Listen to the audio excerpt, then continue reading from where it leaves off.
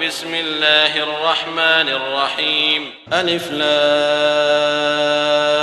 را تلك آيات الكتاب الحكيم أكان للناس عجبا أن أوحينا إلى رجل منهم أن أنذر الناس وبشر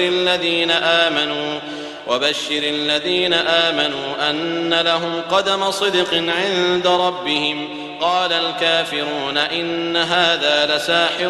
مبين إن ربكم الله الذي خلق السماوات والأرض في 6 أيام ثم استوى على العرش يدبر الأمر ما من شفيع إلا من بعد إذنه ذلكم الله ربكم فاعبدوه أفلا تذكرون إليه مرجعكم جميعا وعد الله حقا إنه يبدأ الخلق ثم يعيده ليجزي الذين آمنوا وعملوا الصالحات بالقسط والذين كفروا لهم شراب من حميم وعذاب أليم بما كانوا يكفرون هو الذي جعل الشمس ضياء والقمر نورا وقدره منازل لتعلموا عدد السنين والحساب ما خلق الله ذلك إلا بالحق يفصل الآيات لقوم يعلمون إن في اختلاف الليل والنهار وما خلق الله في السماوات والأرض لآيات لقوم يتقون إن الذين لا يرجون لقاءنا ورضوا بالحياة الدنيا واطمأنوا بها والذين هم عن آياتنا غافلون أولئك مأواهم النار بما كانوا يكسبون إن الذين آمنوا وعملوا الصالحات يهديهم ربهم بإيمانهم تجري من تحتهم الأنهار في جنات النعيم دعواهم فيها سبحانك اللهم وتحيتهم فيها سلام وآخر دعواهم أن الحمد لله رب العالمين ولو يعجل الله للناس الشر استعجالهم بالخير لقضي إليهم أجلهم فنذر الذين لا يرجون لقاءنا في طغيانهم يعمهون وإذا مس الإنسان الضر دعانا لجنبه أو قاعدا أو قائما فلما كشفنا عنه ضره مر كأن لم يدعنا إلى ضر مسه كذلك زين للمسرفين ما كانوا يعملون ولقد أهلكنا القرون من قبلكم لما ظلموا وجاءتهم رسلهم بالبينات وما كانوا ليؤمنوا كذلك نجزي القوم المجرمين ثم جعلناكم خلائف في الأرض من بعدهم لننظر كيف تعملون وإذا تتلى عليهم آياتنا بينات قال الذين لا يرجون لقاء نأت بقرآن غير هذا أو بدل قل ما يكون لي أن أبدله من تلقاء نفسي إن أتبع إلا ما يوحى إلي إني أخاف إن عصيت ربي عذاب يوم عظيم قل لو شاء الله ما تلوته عليكم ولا أدراكم به فقد لبثت فيكم عمرا من قبله أفلا تعقلون فمن أظلم ممن افترى على الله كذبا أو كذب بآياته إنه لا يفلح المجرمون ويعبدون من دون الله ما لا يضرهم ولا ينفعهم ويقولون هؤلاء شفعاؤنا عند الله قل أتنبئون الله بما لا يعلم في السماوات ولا في الأرض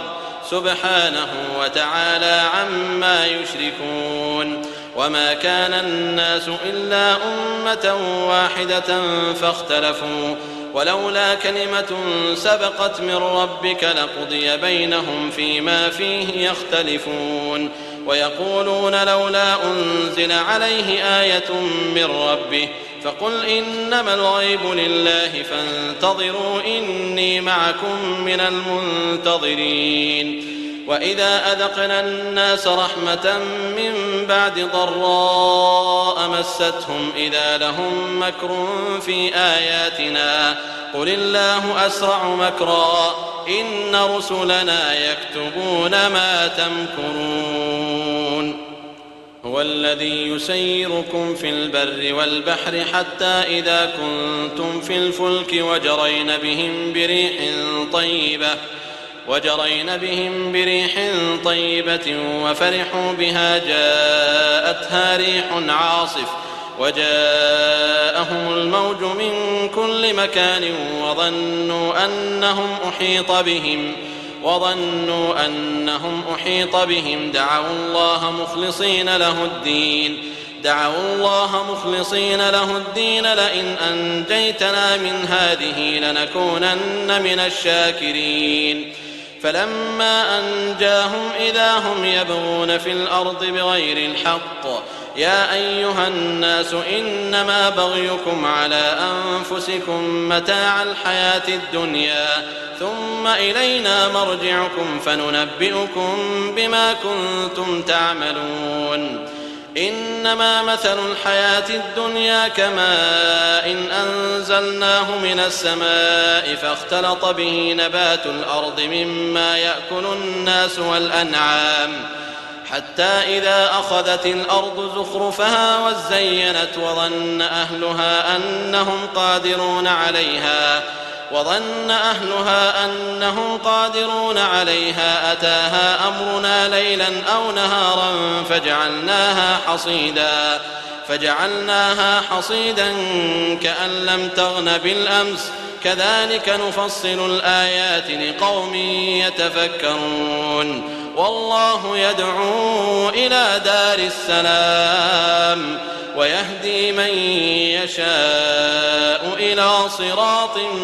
مستقيم. للذين أحسنوا الحسنى وزيادة ولا يرهق وجوههم قتر ولا ذلة أولئك أصحاب الجنة هم فيها خالدون. والذين كسبوا السيئات جزاء سيئة بمثلها وترهقهم ذلة ما لهم من الله من عاصم كأنما أغشيت وجوههم قطعا من الليل مظلما أولئك أصحاب النار هم فيها خالدون. ويوم نحشرهم جميعا ثم نقول للذين أشركوا مكانكم أنتم وشركاؤكم فزيلنا بينهم وقال شركاؤهم ما كنتم إيانا تعبدون فكفى بالله شهيدا بيننا وبينكم إن كنا عن عبادتكم لغافلين. هنالك تبلو كل نفس ما أسلفت وردوا إلى الله مولاهم الحق وضل عنهم ما كانوا يفترون.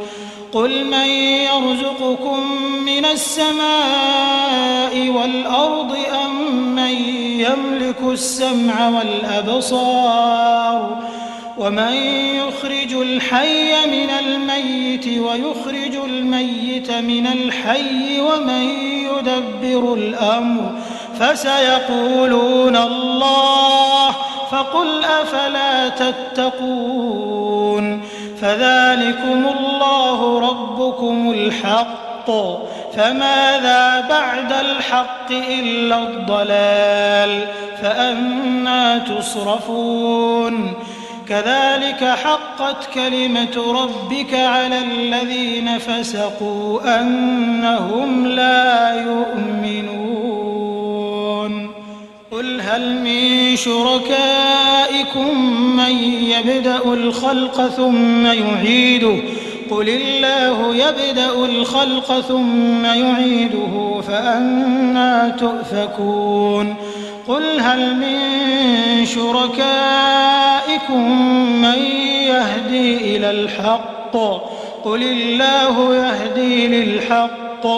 أفمن يهدي إلى الحق أحق أن يتبع أم من لا يهدي إلا أن يهدى فما لكم كيف تحكمون وما يتبع أكثرهم إلا ظنا إن الظن لا يغني من الحق شيئا إن الله عليم بما يفعلون وما كان هذا القرآن أن يفترى من دون الله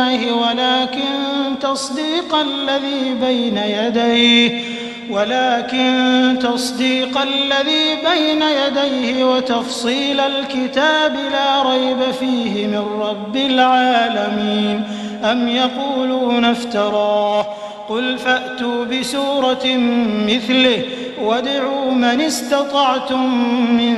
دون الله إن كنتم صادقين بل كذبوا بما لم يحيطوا بعلمه ولما يأتهم تأويله كذلك كذب الذين من قبلهم فانظر كيف كان عاقبة الظالمين ومنهم من يؤمن به ومنهم من لا يؤمن به وربك أعلم بالمفسدين وإن كذبوك فقل لي عملي ولكم عملكم أنتم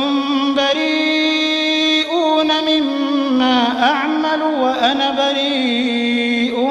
مما تعملون ومنهم من يستمعون إليك أفأنت تسمع الصم ولو كانوا لا يعقلون ومنهم من ينظر إليك أفأنت تهدي العمي ولو كانوا لا يبصرون إن الله لا يظلم الناس شيئا ولكن الناس أنفسهم يظلمون ويوم يحشرهم كأن لم يلبثوا إلا ساعة من النهار يتعارفون بينهم قد خسر الذين كذبوا بلقاء الله وما كانوا مهتدين وإما نرينك بعض الذي نعدهم أو نتوفينك فإلينا مرجعهم ثم الله شهيد على ما يفعلون ولكل أمة رسول فإذا جاء رسولهم قضي بينهم بالقسط وهم لا يظلمون ويقولون متى هذا الوعد إن كنتم صادقين قل لا أملك لنفسي ضرا ولا نفعا إلا ما شاء الله لكل أمة أجل إذا جاء أجلهم فلا يستأخرون ساعة ولا يستقدمون قل أرأيتم إن أتاكم عذابه بياتا أو نهارا ماذا يستعجل منه المجرمون أثم إذا ما وقع آمنتم به الآن وقد كنتم به تستعجلون ثم قيل للذين ظلموا ذوقوا عذاب الخلد هل تجزون إلا بما كنتم تكسبون ويستنبئونك أحق هو قل إي وربي إنه لحق وما أنتم بمعجزين ولو أن لكل نفس ظلمت ما في الأرض لافتدت به وأسروا الندامة لما رأوا العذاب وقضي بينهم بالقسط وهم لا يظلمون إن لله ما في السماوات والأرض ألا إن وعد الله حق ولكن أكثرهم لا يعلمون هو يحيي ويميت وإليه ترجعون يا أيها الناس قد جاءتكم موعظة من ربكم وشفاء لما في الصدور وهدى ورحمة للمؤمنين قل بفضل الله وبرحمته فبذلك فليفرحوا هو خير مما يجمعون قل أرأيتم ما أنزل الله لكم من رزق فجعلتم منه حراما وحلالا قل الله أذن لكم أم على الله تفترون وما ظن الذين يفترون على الله الكذب يوم القيامة إن الله لذو فضل على الناس ولكن أكثرهم لا يشكرون وما تكون في شأن وما تتلو منه من قرآن ولا تعملون من عمل إلا كنا عليكم شهودا إذ تفيضون فيه وما يعزب عن ربك من مثقال ذرة في الأرض ولا في السماء ولا أصغر من ذلك ولا أكبر إلا في كتاب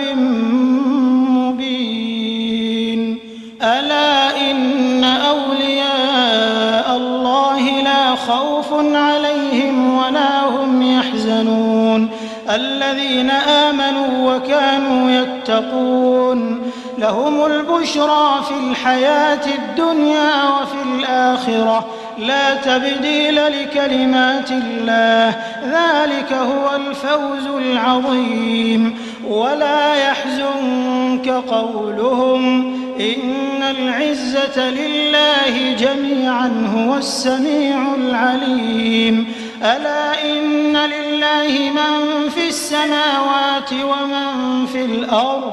وما يتبع الذين يدعون من دون الله شركاء إن يتبعون إلا الظن وإن هم إلا يخرصون هو الذي جعل لكم الليل لتسكنوا فيه والنهار مبصرا إن في ذلك لآيات لقوم يسمعون قالوا اتخذ الله ولدا سبحانه هو الغني له ما في السماوات وما في الأرض إن عندكم من سلطان بهذا أتقولون على الله ما لا تعلمون قل إن الذين يفترون على الله الكذب لا يفلحون متاع في الدنيا ثم إلينا مرجعهم ثم نذيقهم العذاب الشديد بما كانوا يكفرون واتل عليهم نبأ نوح إذ قال لقومه يا قوم إن كان كبر عليكم مقامي وتذكيري بآيات الله فعلى الله توكلت فأجمعوا أمركم وشركاءكم ثم لا يكن أمركم عليكم غمة ثم قضوا إلي ولا تنظرون فإن توليتم فما سألتكم من أجر إن أجري إلا على الله وأمرت أن أكون من المسلمين فكذبوه فنجيناه ومن معه في الفلك وجعلناهم خلائف وأغرقنا الذين كذبوا بآياتنا فانظر كيف كان عاقبة المنذرين ثم بعثنا من بعده رسلا إلى قومهم فجاءوهم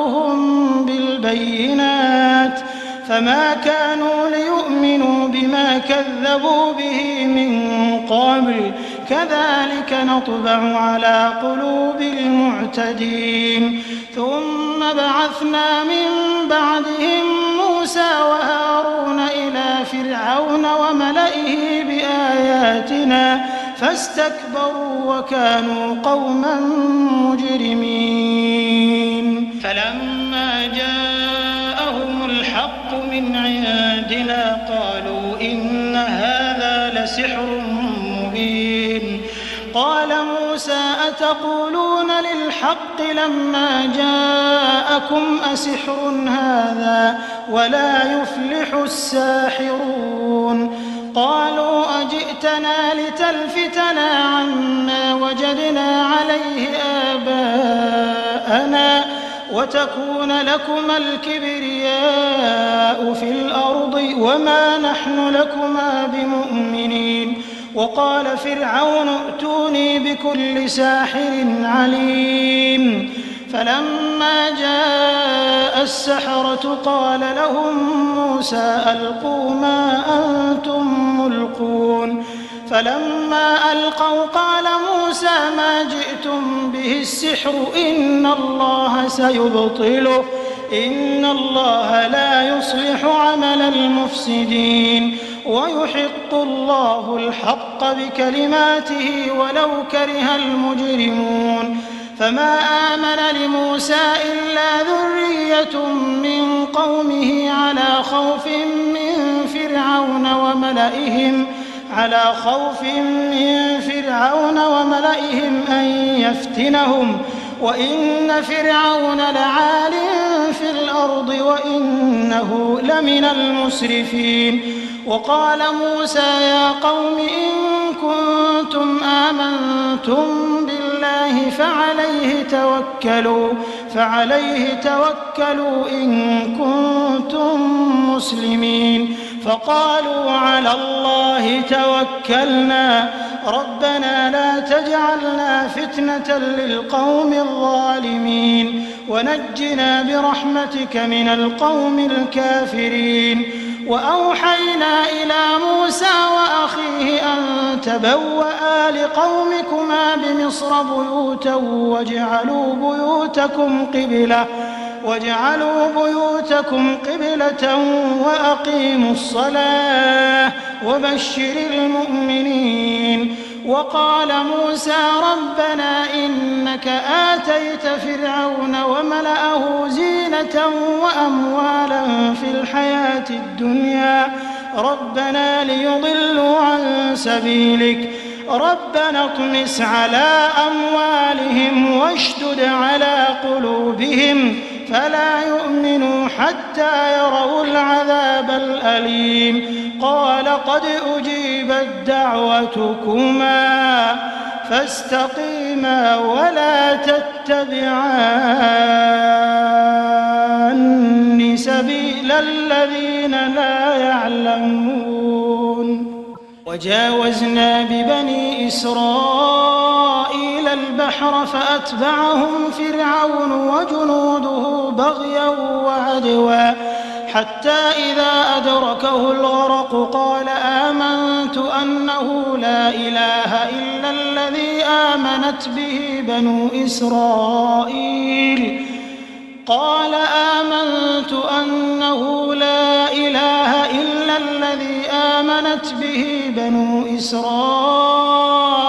وأنا من المسلمين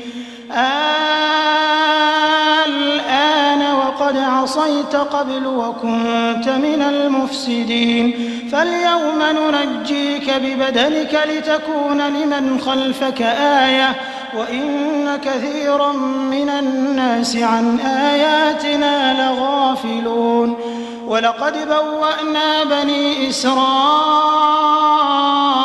مبوأ صدق ورزقناهم من الطيبات فما اختلفوا حتى جاءهم العلم إن ربك يقضي بينهم يوم القيامة فيما كانوا فيه يختلفون